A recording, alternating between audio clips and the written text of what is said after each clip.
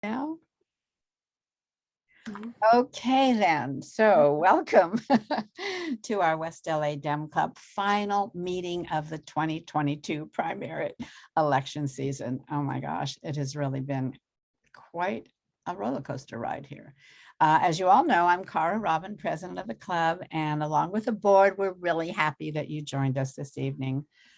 Several of our members, including myself, have been redistricted out of our beloved Senator Ben Allen's district into SD 28. So you guys, you're going to get me. So it's especially important to us to meet the candidates. One of you will be representing our new district. And as we've been doing for so many meetings now, I would very much like to take a few minutes to reflect on what's really important in life, to be thankful for what we have, and to extend our positive energy and thoughts to the people of Ukraine and to people all around the world who are suffering, as well as to those in our own country who are so much less fortunate than us. So if you'll join me, close your eyes for just a few moments of meditation, and let's send out our positive thoughts and energy.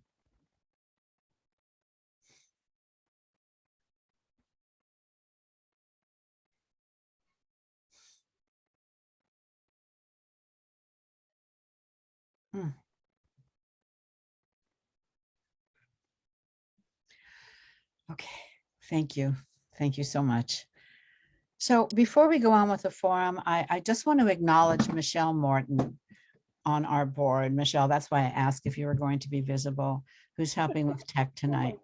I mentioned that our website was hacked a couple of months ago, and Michelle has been really a true warrior for months now, and fighting with these net providers, whatever. It's really been something.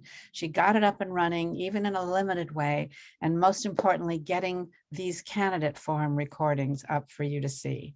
So thank you so much, Michelle. You have no idea. The whole community thanks you for this. Every candidate is going to be represented there. So everybody, please go to westlademclub.org to see what's up till now. And we still have the last couple of meetings to go up, and tonight, of course, to post. So keep checking back. I'll be sending out the club endorsements and some board recommendations in the last couple of days for those of you who haven't yet sent in your ballots, like me. And I'll be posting the results of our forums, as well as the highest vote getters in each race, which our senior advocate committee chair, Francis Pinn, has requested. And they'll go out in the e-letters and be posted on the website as well. Candidates, I want to show you Julie Goodman. Raise your hand, Julie, who will be your timer for tonight. The format will be 2 minutes introduction, 2 minutes to answer our questions, and 2 minutes to close. So you'll have a lot more time than the usual 90 seconds to get your thoughts out there to us. And ballots will be going out at 7:45. They'll be closing it at 8:15 will be the end. We think this forum portion will end at 8:10. So when you get your ballots, open them. Please don't vote until you've heard, until the conclusion of the forum, and then send them in. Okay, and now it is my great pleasure to introduce our guest speaker and moderator of the forum, an environmental champion, actually champion, I think, of all the good bills, and one whom I consider the moral compass of our California State Senate, Senator Ben Allen. That's incredibly kind. Thank you, Cara. I appreciate you as always, and you've been such a great Democratic leader in our region, and it's just a great opportunity for us to have an informal conversation with the candidates for Senate, one of whom will be my colleague in the coming year. So thank you, Cara, for doggedly trying to make this happen. I know we've been trying to do this for several months now, so I'm so glad it's finally happening. You'd asked me to give a very brief, just a little summary of what's been happening up in Sacramento, and obviously I do want to send you a very special shout out, Cara, but also to our former Senator Rod Wright, who's here, and just to say hi to you, Rod, and it's good to see you, and looking forward to meeting up in person at some point. Rod will know well that we are about to enter into what's called the House of Origin deadline. So this is the week, next week, where all of the bills, the Senate bills have to get out of the Senate, the Assembly bills have to get out of the Assembly. So it's going to be quite a busy week, and we're going to be working pretty late nights, several days. And there's, as always, there are a number of controversial bills and big fights, and so it'll be interesting to see how the week goes. The other thing that's happening is that the governor just released his May revise, which is he obviously puts forward a proposed budget back in January. Then they take a look at all of the revised numbers, and they come out with a new budget in the middle of May, and that helps to really jumpstart an intense discussion over the budget over the next month, which will pass in the middle of June. And the good news is there's been quite a significant uptick in the size of the budget, even on top of what was already a robust budget as proposed in January. And you will see investments in so many different things, from transportation infrastructure to climate to healthcare access. It's an enormous list of things that we're looking to support. Now, the interesting thing that we're running into is that there's so much money coming through the system that it triggers, that our system is now triggering the GAN limit, which was put in place in the aftermath of Prop 13. It was a voter approved initiative that put some limitations on what the state can do with all of this excess money. It can either be put in the form of rebates or tax dividends given back to taxpayers. It can go into reserves, and it can go into infrastructure funding, one-time infrastructure funding. And basically, you're seeing a combination of all three, in the governor's proposal. Certain rebates he's proposing in a number of different areas, but most prominently in the area of for drivers as a response to the rising gas prices. Though there's also money in there for public transit passes and a number of other things. You're also seeing a greater investment in our reserves, which I think is actually very important for a number of reasons. Last year's market was very strong, but we've obviously seen the stock market drop quite considerably this year. It's not a one-for-one predictor of the state budget, but certainly it's probably the closest simple factor we have as to how our budget's going to be is the S&P 500 index, and because it's as I say, it's much more complicated than that, but it's a good indicator. And with the market having dropped, we're going to have to ensure that we have some extra reserves, and certainly the governor's proposing more money into the reserves, and then a lot of investment in infrastructure, and you're seeing that in all sorts of different priorities. So that's certainly something that is taking up a lot of time. Obviously, there's a little bit of news going on around the country, all of these crazy primaries, and then of course, the leaked decision of the Supreme Court with regards to what seems to unfortunately be a very high likelihood that they'll be overturning Roe v. Wade. We don't know for sure, and it was a draft, and we should emphasize that the decision has not been made. But I think the writing does seem to be on the proverbial wall, and there are a number of things that we're all trying to figure out to prepare for that decision if it comes down. One of it has to do with trying to build out our infrastructure so that if necessary, folks can come to California and get the care that they need. There's also work underway to put a measure on the ballot that would codify in the state constitution a right to an abortion here in the state of California, right in our state constitution.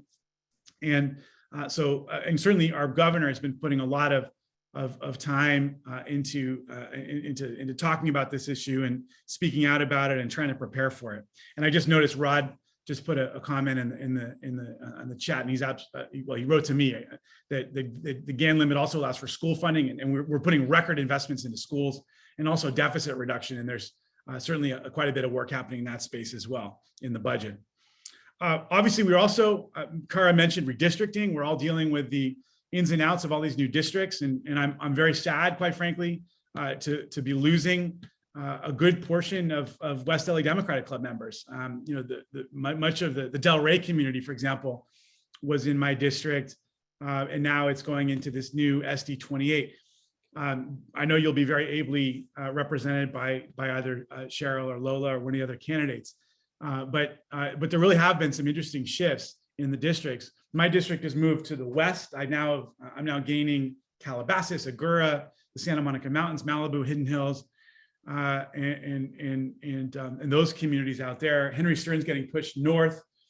So it's an interesting shuffle that's been happening, and I'm certainly happy to talk about that. I'm also a member of the Climate Working Group, which is a group that was pulled together in the wake of the defeat of AB 1395, which was Al Maritsuchi's bill that sought to push the envelope further on our greenhouse gas emissions reduction goals. And we're trying to work on both a major budget outlay to build out green infrastructure that will help to meet our climate goals, but also meet the GAN limit restrictions that I was talking about before, but also a bill that will put in place more aggressive, we'll put in place, it won't speed up the end deadline, but the idea is that right now our deadlines are out in the future, and we need to put in place some interim steps that our air board will meet when it comes to reducing greenhouse gas emissions. And so that's certainly an important thing as well. We're also very busy negotiating a lot of ballot measures that have qualified for the ballot, including plastics pollution reduction, trying to see if we could come up with a legislative solution to fix the issue that led to the ballot measure qualifying for the ballot.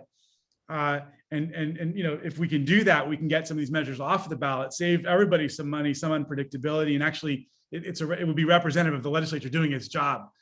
We saw that with MICRA, right? There was an attempt to basically rescind MICRA, make some major changes to MICRA, and a deal was struck between the folks who've opposed MICRA reform and the trial lawyers and some of Consumer Watchdog and others. And it's a really pretty significant compromise that was struck that's going to allow for pretty significant increases in the damages that can be won as part of the non-economic damages that can be won as part of a medical malpractice suit.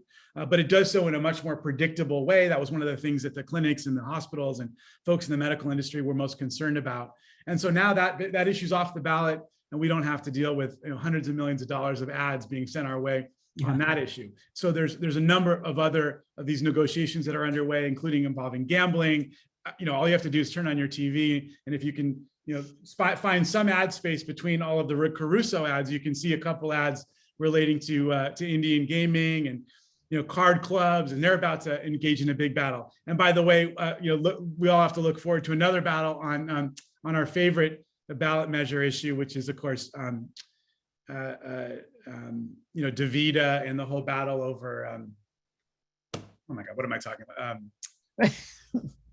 I can't believe I'm blanking here. Someone help me here. Dialysis. How did I forget? Dialysis, of course.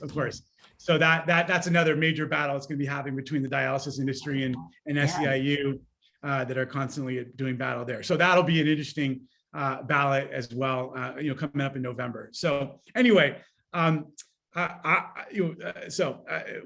it'll be interesting stuff. Lots and lots of excitement up in Sacramento right now. Without further ado, I'd like to just go now to our little discussion, because it'll be an opportunity for us to hear about how the candidates for SD 28 will approach these very difficult questions that we always face as members of the legislature. It is a fascinating honor to be to serve so many of you in the Senate. I'm sad to be losing some of you, obviously, but I think we're going to hear tonight how ably served you'll be by one of these two very able candidates. So with that, I know Kara wanted to introduce the candidates, and then we'll get going with our discussion. Thanks. Thank you, Ben. And thank you so much for hitting all those topics that we wanted to hear from. It makes us, as I said, it makes us feel included, a little more inclusive, just to hear a little bit more what's going on. Okay, so we have Lola Smallwood Cuevas, is that how we say it? Yeah. And Cheryl Turner. They will tell you what they want you to know about them. Maybe you could include your priorities, maybe your top 3 priorities in your intro. Up to you, whatever you want. You have 2 minutes. As I said, we have our timer, Julie Goodman, who has little flashcards for you with the times. Let's spotlight Julie as well, so she'll be easier to see. Thank you. And with that, we can get started with Ben leading this conversation. Thanks. So I think we want to start with everyone just making some introductions. Yeah. And just give us a sense of who you are and why you're running. So let's start with you, Lola. Well, good evening, and thank you so much for that beautiful opening and for that informative overview, Senator. And so honored to be on this call with you and have been recognizing and tracking on your great work for some time. So I'm Lola Smallwood Cuevas, and I'm a project director for the UCLA Labor Center.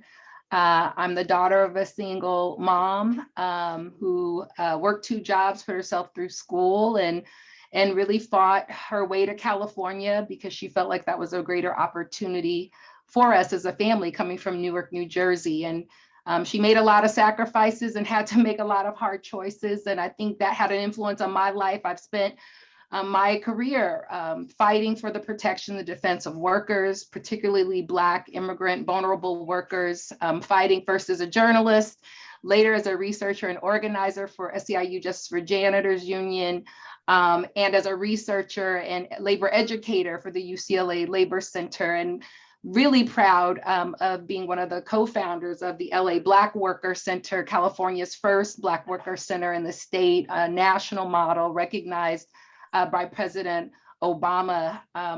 My work is centered at the intersections of gender and race in the economy. I served on the steering committee for the Raise the Wage campaign in LA, winning the largest minimum wage package in the state, helped to establish LA's first civil and human rights office so that workers could seek protection from discrimination right in their own communities where the discrimination is happening. And I'm running for office because there are just too many Californians who are drowning in economic and racial disparities. I'm running because if we don't take bold steps on these conditions, they will overtake and overwhelm our entire state. And I believe that I have the experience of bringing broad coalitions together, employers and unions and nonprofit organizations and racial justice organizations together to build bottom-up solutions and strategies that allow our communities to win and to address inequality in housing, in jobs, in safety, and sustainability. Thank you, Lola. Thank you. Thank you very much. Let's now go to you, Cheryl. All right. Well, thank you, Senator Allen, and thank you, Cara, Robin, and good evening, West LA Democratic Club members. My name is Cheryl Turner, and many of you know me. I've been a member for a few years of the organization, and I grew up in the district, the 28th district, formerly the 30th, where I've been an advocate as an attorney fighting for civil and criminal justice in the courts, representing clients and helping them to resolve some of the most important issues facing their lives. And I've also been leading on providing affordable housing. I am an affordable housing provider, and I have much experience in that. And I've also worked to help develop the economy in our region, as well as help to provide quality statewide healthcare as both a city and state commissioner. And that, especially the state commission, has given me experience working directly in Sacramento, jointly with the legislature to oversee agencies at the state level. And I believe that will serve me well once elected to the state Senate. And I've also am fighting for here public safety within our neighborhoods. We need law enforcement officers that will protect and serve, but we also need civil and criminal justice reform. And it being an attorney, I had firsthand experience seeing how the court system works, and I have great ideas on how we can improve it. So I intend to use all of my experience, my public service experience, my business management experience, and legal experience and advocacy that I gained from traveling back and forth to Sacramento and working with the Senate and Assembly and the governor's office there on proposed bills to work to address homelessness, to gain affordable housing. And it looks like I'm close to the end of my time, climate change, economy, and so many other critical issues affecting our district and the state of California. Thank you. All right. Okay. Well, thank you. Thank you so much. Appreciate both of you guys being on here and appreciate you both stepping up to run for office. I know from personal experience how incredibly difficult it is, and to have such two talented people take this step forward to serve the community is very honorable. And I want to just personally thank you for stepping up and putting yourself through this. It's difficult, but I'm sure you'll agree, very meaningful work. All right, so let me just you've touched upon this a little bit, but Senate District 28 has to be one of the most diverse Senate districts in the state. I was looking at the data that Kara sent over to me. I think in terms of the population, it's 30% of the residents are 30% Latino, 29% white, 25% Black, 13% Asian. I can't imagine a district that is quite as well balanced as this. So I would love to just get more. You've touched upon this a little bit, but what's the work you've done so far to work with diverse residents and stakeholders, and how will you balance all of these different groups when making decisions and trying to figure out your priorities for the community if you're elected to the state Senate, given how incredibly diverse your district is? Let's start with you, Cheryl. Yeah, so as I said, I grew up in the district. I grew up in this area, so I'm familiar with all these districts. Having attended Westchester High School, but having family in Santa Monica and attending churches in Santa Monica and having families in the southern part of LA, I had an opportunity to work with people from every aspect of the community. And I think that ultimately, even though there are diverse interests, we can all agree that there are certain main interests that everyone is concerned about, no matter what walk of life they come from. That we need to address the homelessness issue, and we need to provide them with affordable housing. We need to make sure that we have job opportunities. We need to look at the impact of some of the issues like that affect climate change and health within our environment, like the oil fields that are directly in the middle of our district and its impact on our soil, water, and air. And so I believe that all of those can come together if we, focus on working, on those issues together that impact us all, and we can all, come together. And as a senator, I think that I'll be able to do that. My experience working, especially with housing providers, we work with, people from, all ethnicities and all nationalities. We come together with common interests. And many times, I'm sure you've probably have maybe seen me in Sacramento with a contingency of folks, Korean Americans, Chinese Americans, every, white, Black, all coming together, working together to address problems. And so, Thank you. Yeah, thank you. Thank you. And I'm going to be tough on the 2 minutes just so we can All get right. to more questions. Okay. So thank you. All Thank right. you, Cheryl. Let's hear from you, Lola. So, I agree with the idea that there are some common themes in the 28th, and I think it really is a microcosm of the broader state, and that's what's so exciting about the 28th is that if we can bring South LA residents with some of the challenges and diverse issues together with places like Culver City and Mar Vista, across racial and economic lines and disparities, and to look at projects that work and help to lift the floor for all of our communities, we're so better off. I've spent, the last 2 decades building deep and broad coalitions across Black and immigrant, white, highly skilled workers, unemployed workers. And the thing that's clear and what I want to see happen in this district is to create opportunities for folks to set bottom-up priorities. In recognizing a campaign fundraising, there's very little money for constituent engagement. And I want to really raise the funds to create local institutes, to create opportunities for the 28 to come together and to set collective priorities and to bring the expertise that we have in this district, from the environmental justice expertise to the labor and employment expertise. And how do we come together and really work through some of the challenging questions that we have that will allow us then to come to Sacramento with policies that are been negotiated, that have been vetted, and that have been seen as the priorities for this district. It's really important too that we look at the role of employers in this, small businesses. How do we look at the opportunity to procure resources to invest in some of our public and private partnerships, right? Investing in models that help to bring some of these partners together for justice and to create resources so that we can scale some of the models for change that are happening in our district, particularly around workforce development, high road training partnerships, and others that can make a difference in our community. So coalition, setting priorities, and scaling models. Great, thank you, thank you, thank you. All right, so one of our greatest challenges in Los Angeles, certainly very serious challenge in Senate District 28, housing, homelessness.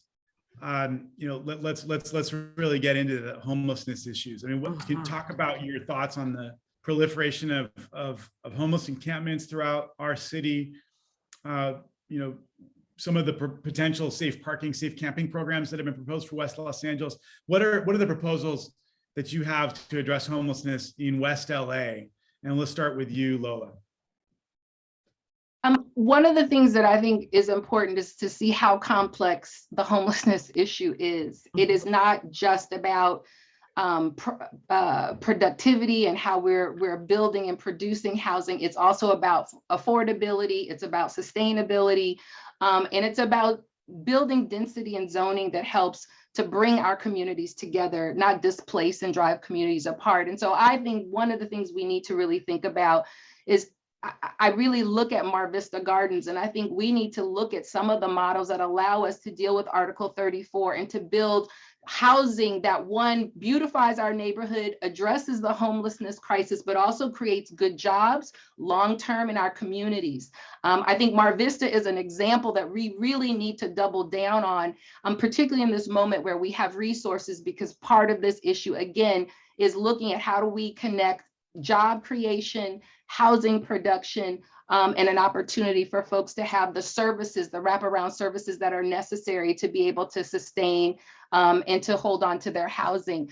I believe we need to also make sure that we are looking at issues of rent control in a way that really deals with the Costa-Hawkins, particularly whether it's a part-time entertainment worker or an adjunct professor. We need to figure out ways to make sure that housing is affordable. How do we have rent control across all types of housing? How do we build affordable housing in a way that we can streamline, and that the state has a role in helping communities to be able to have the policies that allow them to build quickly and the resources to build the public and private partnerships that allow for affordable, sustaining, and building production to meet the demand.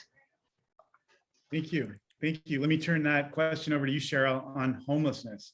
Yes, homelessness. Okay, so, that is a deep and abiding problem. But there are 4 levels of government that are involved in this. Obviously, we have the county that's dealing with the mental health issue. We have the city that typically focuses on housing with their homelessness agency. And we have the state sending funds. We have the federal government sending funds.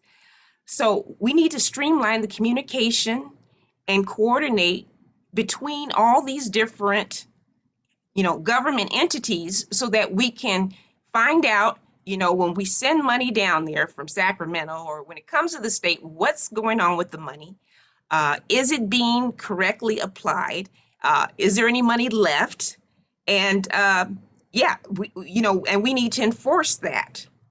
We need to look at the different causes of homelessness. We have an issue with mental health. We have an issue with drug addiction. We have an issue with foster youth. We have an issue with the formerly incarcerated and people that are running from domestic violence.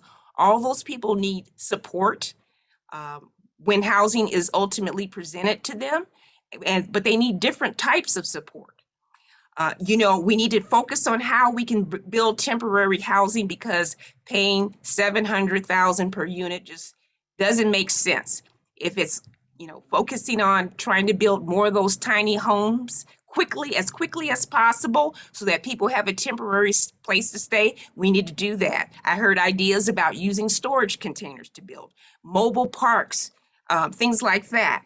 We can all focus on that temporarily. And once we provide a housing opportunity, if the homeless person refuses, then we have to say you cannot stay on the street, because you don't have a right to stay there if you've been provided housing.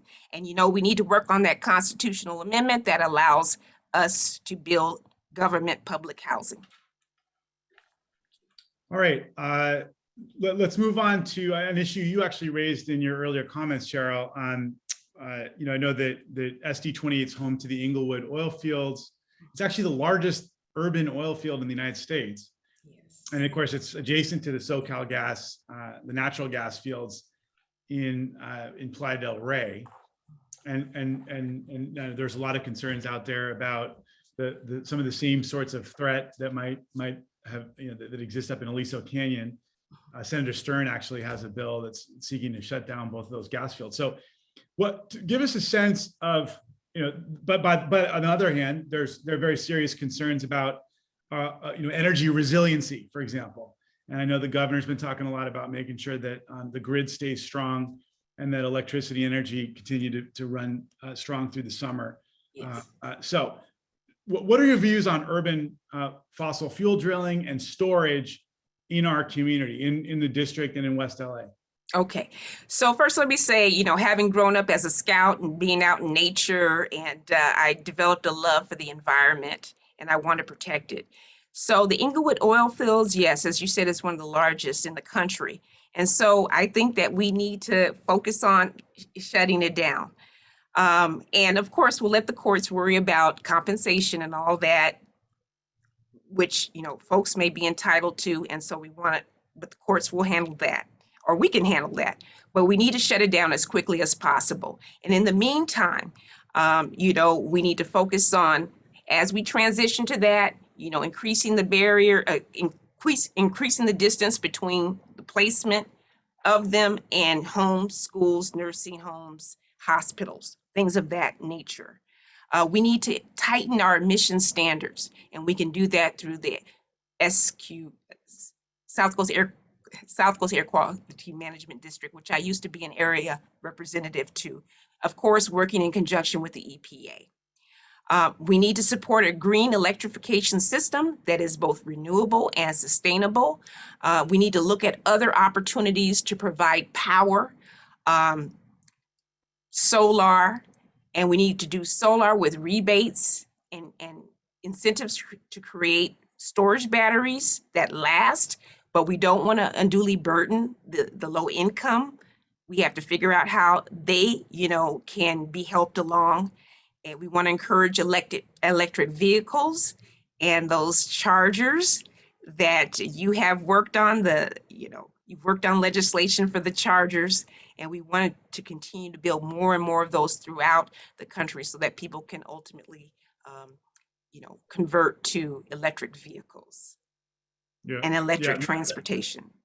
And we're trying to democratize it too, because it's only accessible, unfortunately, to in many cases to wealthier folks. Wealthy people. Yes. It's going to work if we don't really democratize access. Yeah. All right. Thank you for that answer. Let's go to you, Lola. So in part of my work with the Worker Center, we were part of really building out local hire initiatives around public transit and really trying to make Los Angeles a place where folks could get out of their cars and really phase out and move closer into electric vehicles. And I think that's a model that is and an approach that I think is really important. It's shutting down and phasing out fossil fuel because of the physical health, but also the political safety issues that are associated with us still being dependent on this dangerous source of energy. But at the same time, I live in Windsor Hills. I can walk to the fields, and I really love what I'm seeing, where we are capping and cleaning and turning that area into more parkland. I think cap, clean, and play is an important strategy that I want to invest more in. And work with the local residents to stop fracking and to shut down those oil fields. I believe we have to dig and create those 2,500-foot setbacks that protect residents. And at the same time, I agree with Assemblyman Bryan, really lobby the federal government around that Justice 40 Act to make sure that those resources are coming back into communities that need to begin to build out green infrastructure.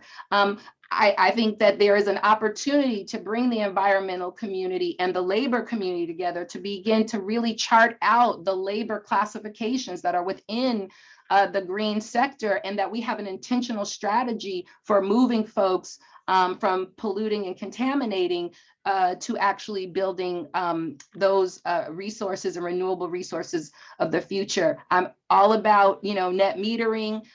Solar is a wonderful opportunity, but we can't push the burden on to renters. We have to create a fair system where we can create energy, but also protect vulnerable community members as well. Thank you. All right, I got a bunch more things I want to ask you guys about. This is great, by the way. You guys are great answers. Let's go to education. I just saw really wild news in the LA Times talking about this 30% enrollment drop in LAUSD that's predicted. Whoa. Okay. What's your sense of that challenge? What should the state be doing? Given these predicted enrollment drops. So let's start with you, Lola. Well, COVID revealed so much that we knew was happening, and really exacerbated some of the conditions, particularly for working families. And I think what's critical is investing in new models that work, that bring communities, and particularly working families, parents, and students into the education centers to think about this whole notion of community school models, where we are investing in the proper technology that helps to build that infrastructure within our homes for students to be able to be successful, while also, providing the resources for working parents to fully engage and participate and build the capacity of our schools. I think the other opportunity that we have in my mind is really expanding from a K-12 to back to a K-14, where we're looking and making schools relevant, not just in the graduation requirements, but what are the skills that they need to be able to be successful in this job market, to be successful in this housing market, what kind of financial literacy, job training, and mandatory AA degrees can we create that help us build the workforce of the future, to build the homeowners of the future, while at the same time creating new models for public education. I don't think we need to continue to privatize our schools. I think we need to invest and double down in teachers, and to recruit the best teachers that we can into our system, to be able to continue to raise standards and to see the benefits of expanding the public school model. Thank you. Let's go to you, Cheryl. All right, so education is definitely the foundation for success, I believe, or at least one of the main ones. I mean, that's not to say that, there aren't successful people that don't focus on it, but I think that's one of the keys. So we definitely need to do everything that we can to support education of our students, support our teachers, our administrators, so that they could be there for our students. And what can we do? Well, as the person just said, Lola just said, yes, COVID has really brought to bear the fact that, people and students are not attending school, and how do we get them back? It kind of reminds me of when we have our meetings. We had our meetings in person, but now everybody's so used to Zoom, it's hard to get them back in person to these meetings. So we need to provide them with support, transportation opportunities, bus passes, food like nutrition, breakfast, lunch, to get them there.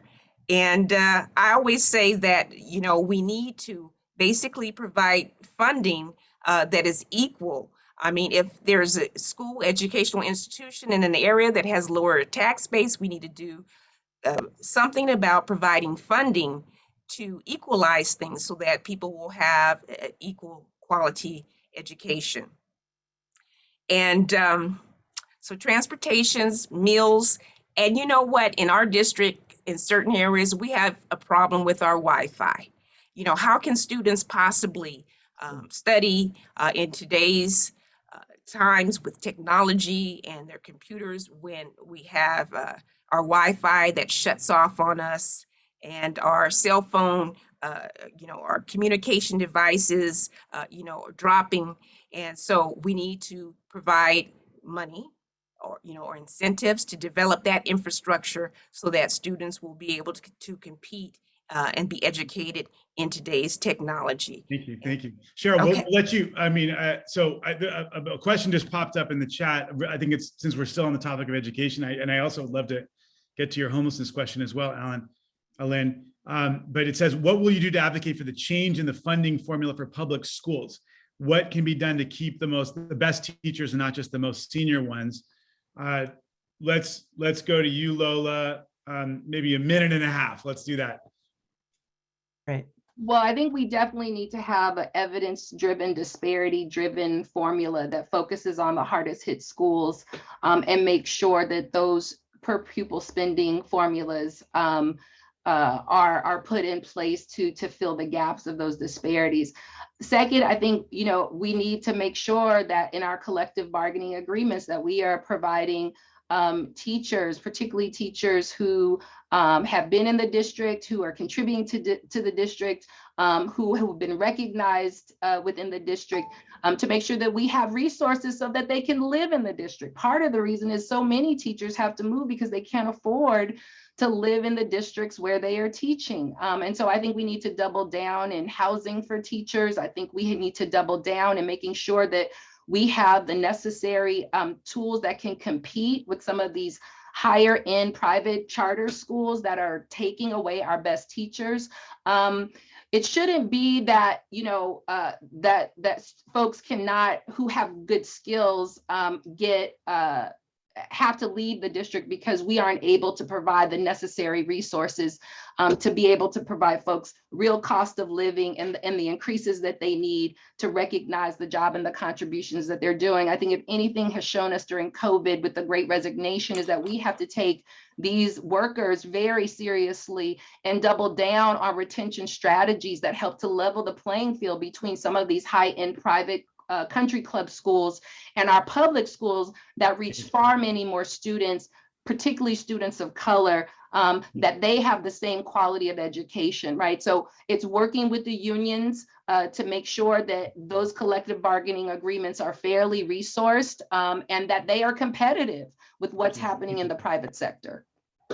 Thank you very much. Let's kick that same question over to you, Cheryl. Okay, so the question was, how do we retain? So two questions. What will you do to advocate for the change in the funding formula for public schools? And then what can be done to keep the best teachers and not just the most senior ones? This was from Lynn Shapiro. Okay, so as I said, it touched on briefly earlier that I would definitely advocate for additional funding for schools. We rely on property tax values and contributions to support many of our schools, in addition to some other state funding. And so for those areas that have a lower tax base, I would advocate for giving them an increase in their funding per pupil to make sure that everyone has an equal opportunity to, an equal education, no matter what part of the state of California or the, part of the district that you live in. So that's what I would do to advocate for that. And as far as supporting teachers and how to retain them, of course, it has to be about pay, increasing pay. The teachers play such an important role in our children and students' lives. They need to be paid accordingly. So we need to increase that. We need to increase their benefits, and we need to make sure that they have received a set benefit recovery, not a set contribution, if I'm making clear about the distinction. And the charter schools is a problem. I believe parents have a right to send their children wherever they want, but I don't believe that the private charter schools should have a right to drain resources from the public schools and compete with the public schools for scarce real estate where schools can be held. Thank you. All right. I got some other things I wanted to ask, but I think this other question by Allen is worth answering. We've obviously talked a bit about homelessness, but let's give you guys an opportunity to answer in a minute and a half, and then we'll go on to some further questions on some other topics. Allen's question: can the candidates discuss? Well, Allen makes the point: charter schools are public, not private. That is true. Yes, I'm sure you're referring to just the governance structure not being under a publicly elected school district, but Allen's point is well taken. Okay, her question is: can the candidates discuss the laws that need changing to ensure homeless persons must accept treatment and housing options offered? Let's throw that to you, Lola. Well, I'm against the criminalization of homeless folks, homeless people. And I think it begins with building the necessary accessible services to meet homeless folks where they're at. I think there are a number of, from temporary housing to nonprofit social justice, faith-based, and public sector service providers that work in a holistic way to really address and assess the needs and to determine where folks are at. I don't think we can force anyone to accept any kind of treatment and then penalize or criminalize them because of it. Again, we're dealing with a population that has a spectrum of issues. Some are working full time and simply can't afford a place to live. Some have fairly severe mental illness, mental health crises, chemical abuse disorders that need to be addressed. And so what I'm saying is that there's not one silver bullet, but I think that the need is for us to see this as a crisis and a wraparound response that provides expertise to help assess, identify, and quickly work to move that individual in the way that they can to take the step that they need to move from the streets and into opportunity. But it requires investment, and we need to double down in those kinds of wraparound and comprehensive resources and networks. Thank you, Lola. Let's go to you, Cheryl. All right. So if I recall, initially that we were taking steps to have the homeless to, move off the streets. And then we were faced with challenges in court and elsewhere about interfering with the homeless's right to be on the street and to have a place to live, even if it was on public streets.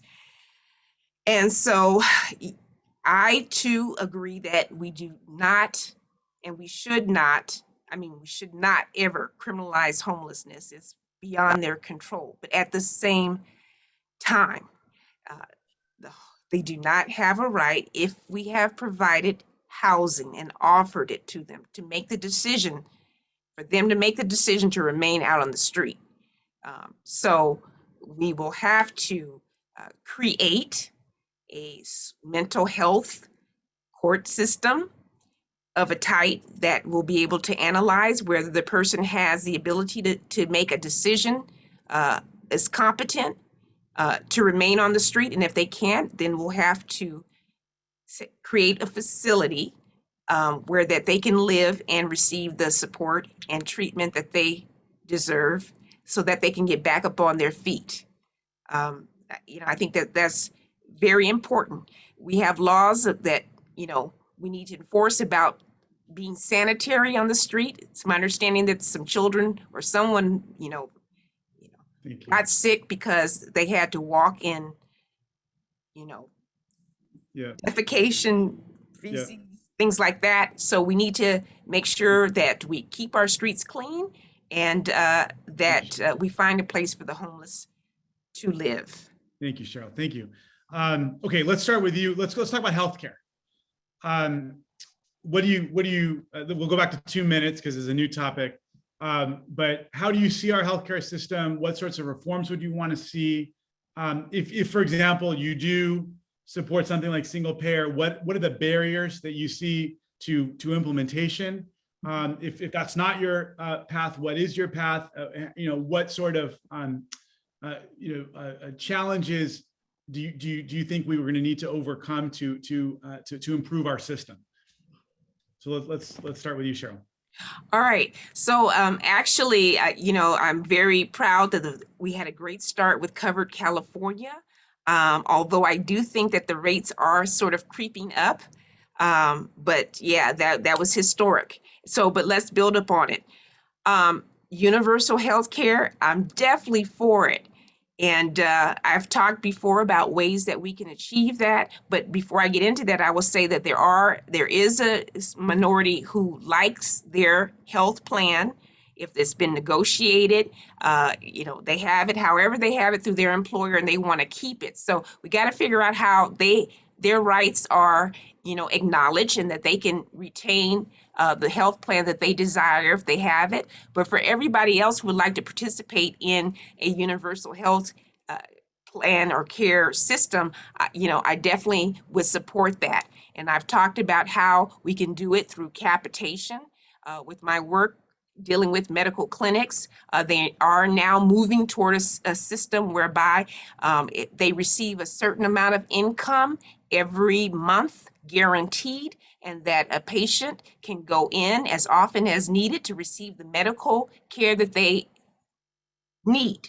And that if in fact there is some kind of more serious healthcare condition, then at that point, that healthcare provider can submit a claim for additional income to provide treatment, and that person can go to the specialist that they need. But that is already out there. We just need to, take it to the next level and expand it. And I believe that that is a way we can create universal health care where the government can help pay. And where does the money come from? Well, we eliminate the middleman of the insurance companies. Unfortunately, they're in business. But we can use that money plus the money we give to Medi-Cal to help fund that system. Thank you, Cheryl. Let's go to you, Lola. Oh, you're muted. Uh-oh. There we go. Sorry for that. Yeah, I was just saying, I believe that healthcare is a right.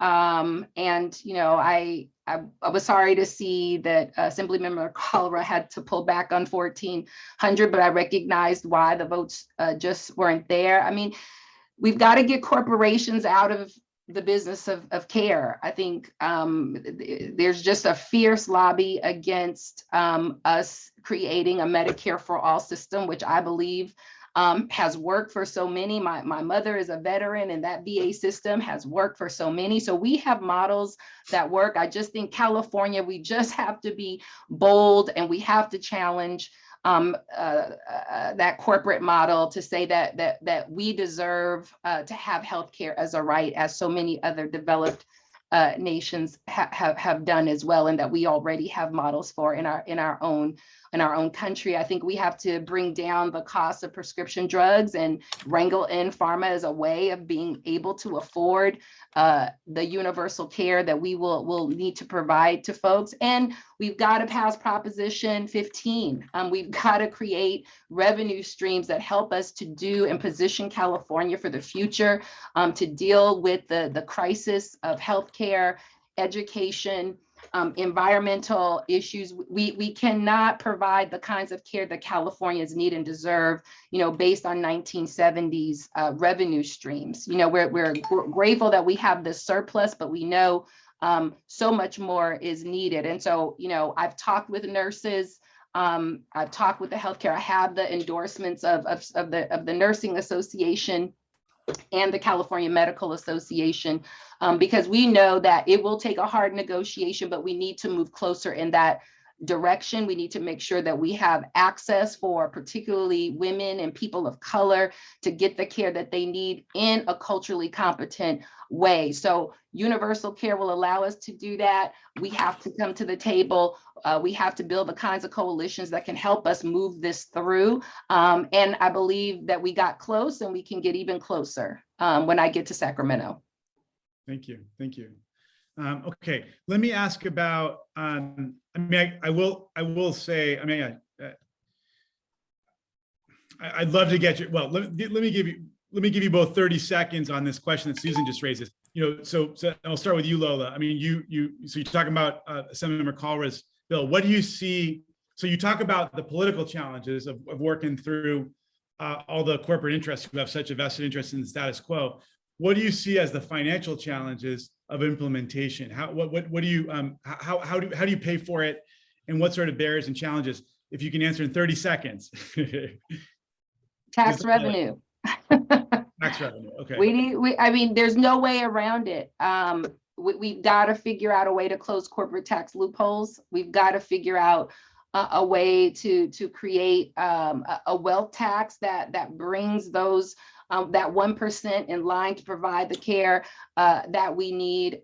Look, we're going to pay for it either way, right? We're already paying for emergency room care on things that are totally preventative, right? Because folks don't have that access and the level of quality care. So, we've got to build revenues to do it. We've got to build commitments from the healthcare industry to do it. But overall, we've got to find the revenue streams to make it possible and real, including investment from the federal government. Right. Cheryl, how do you pay for your plan for universal health coverage? All right. So I talked about eliminating the middleman as part of it. I talked about using the Medi-Cal monies that we are already expending to help pay for that.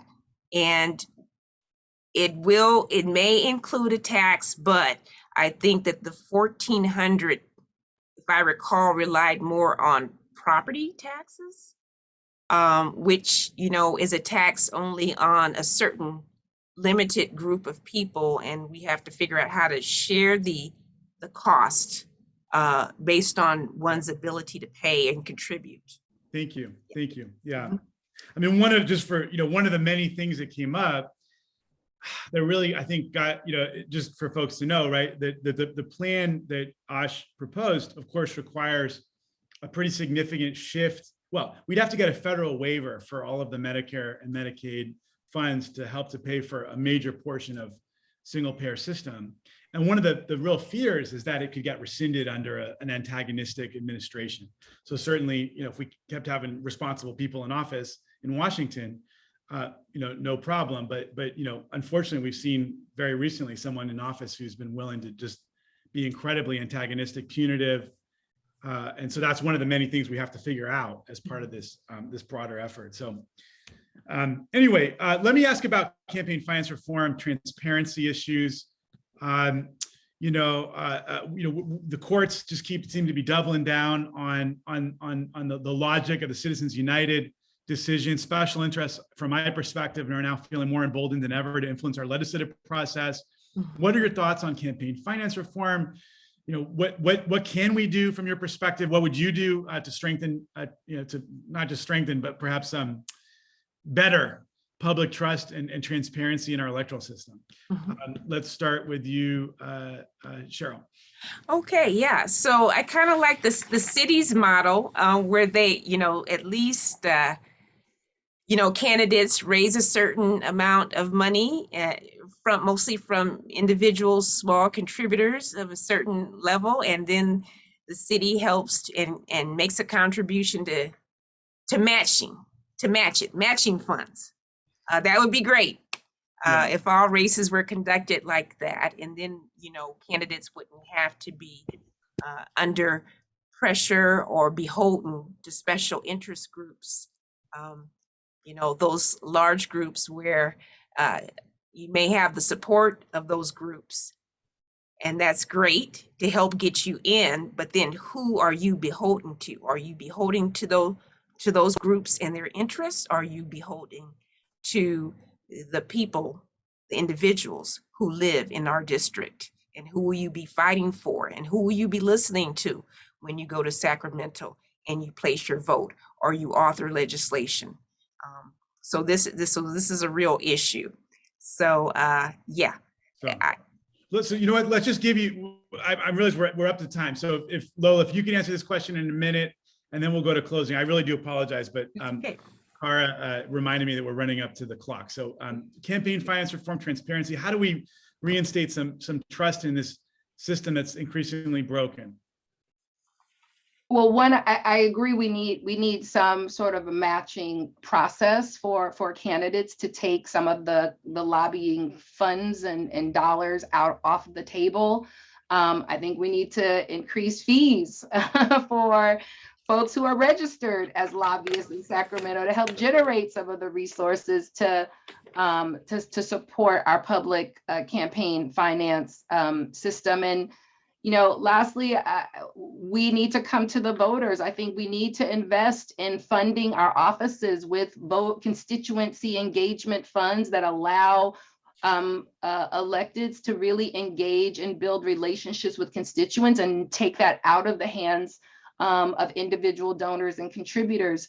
I am shocked that town halls and conference calls and those sorts of things are not part of your overall operating budget as a legislature. And I think that's something we've got to fix. How do we engage our districts, bring them into the process and ensure that the state is supporting that? Thank you. Thank you. All right. Thank you, guys. Let's give you guys an opportunity to close. I'm so sorry. There's so many. I wanted to ask about some other issues, but we got too excited. I got too excited. But I really do appreciate you all coming on and answering so ably. So let's start with just some closing statement, 1 minute apiece. Let's start with you, Lola.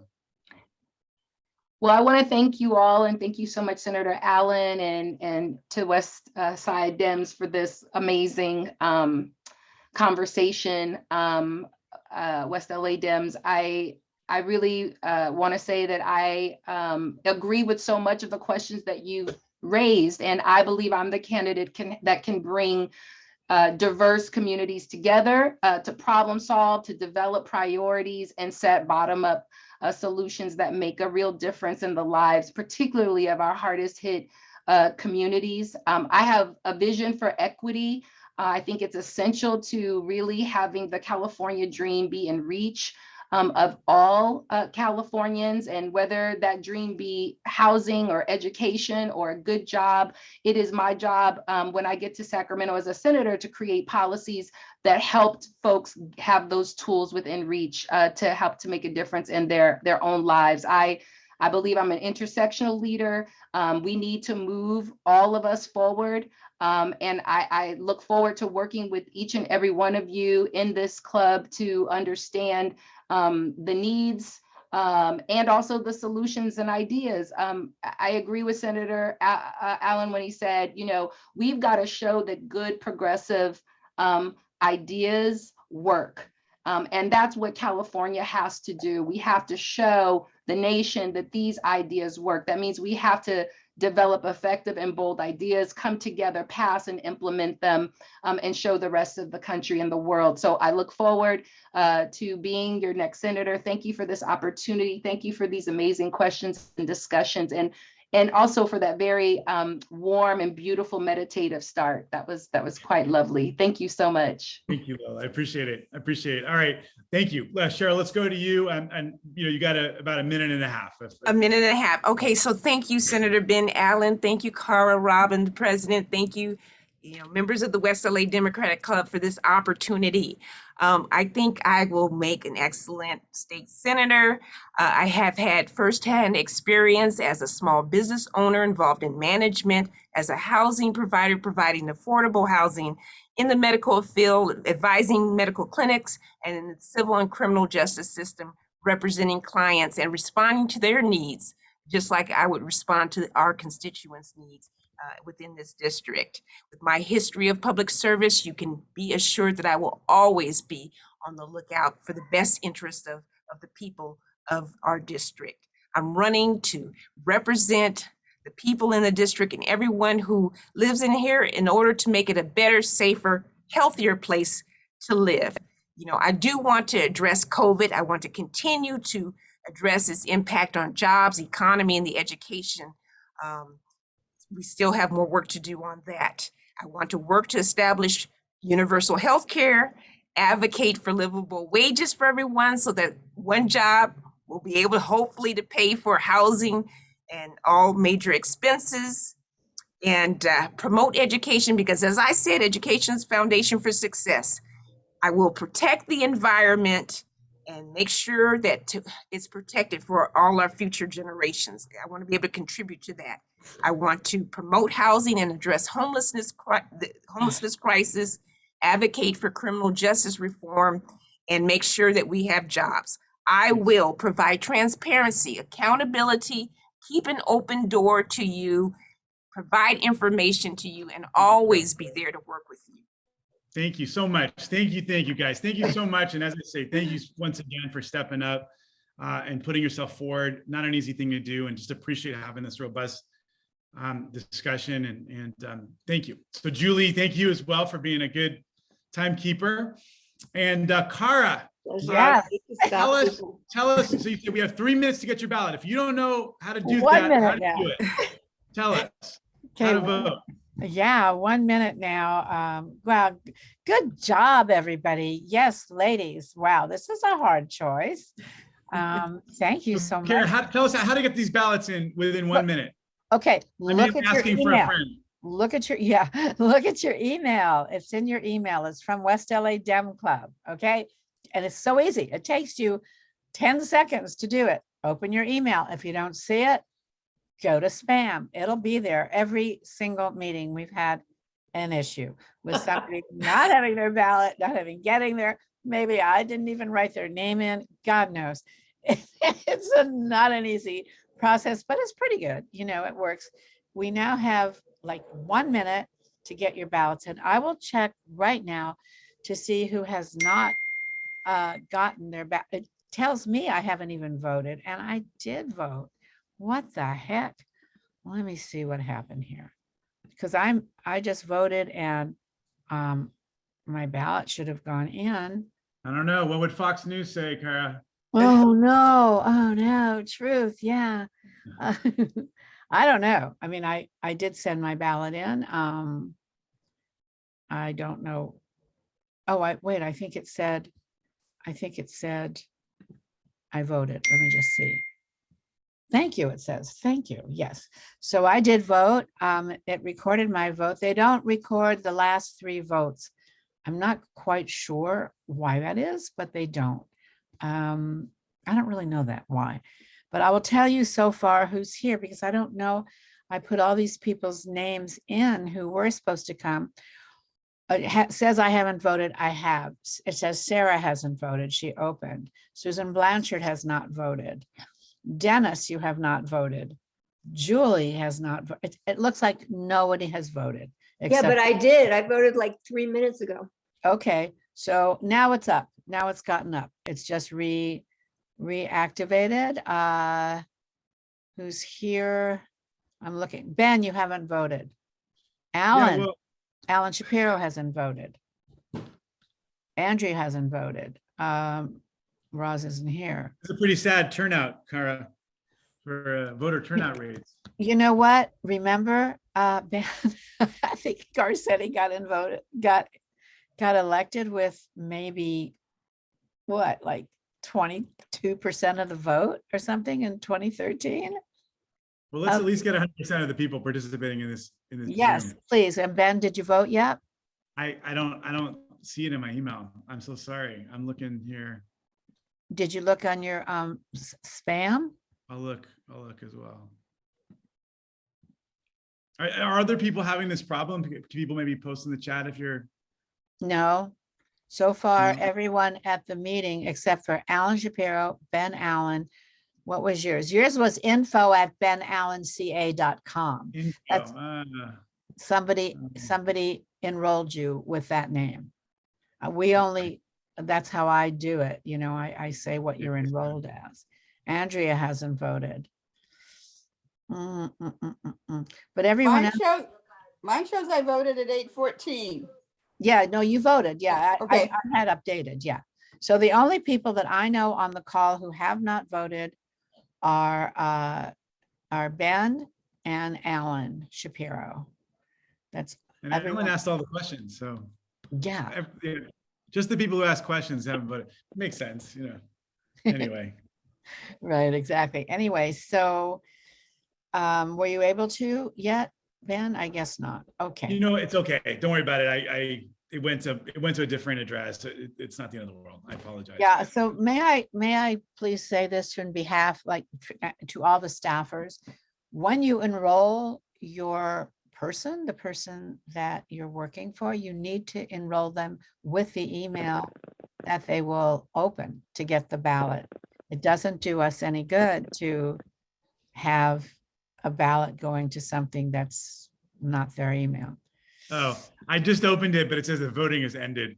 It's okay. It's okay. It's all right. I finally got it. It's, you know, Okay. It's appropriate as the moderator for me to let the decision Very be. appropriate. It is so appropriate. What can I say? All right, let me look at the results here. Okay.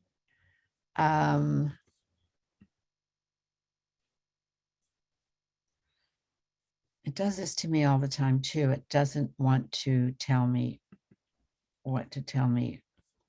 I go through this. This is something I don't like every time. They won't let you vote because they're saying that the thing is over, but they're not giving me the results.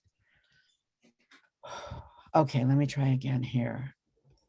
9 voters have not voted. Okay, Kara, I'm gonna go and read a book to my son we're putting to That's bed. so sweet. What are you vote? What are you? Guys. Okay.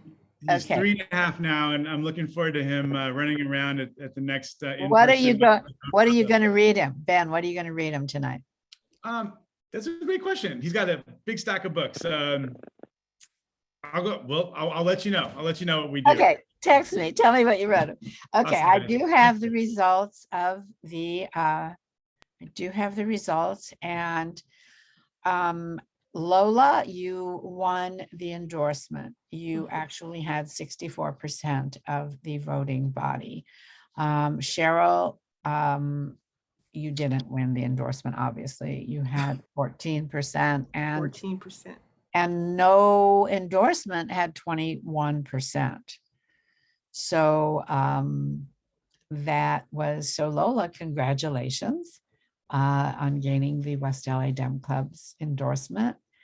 Thank you very much, West LA Dems. Thank you so Yeah, much.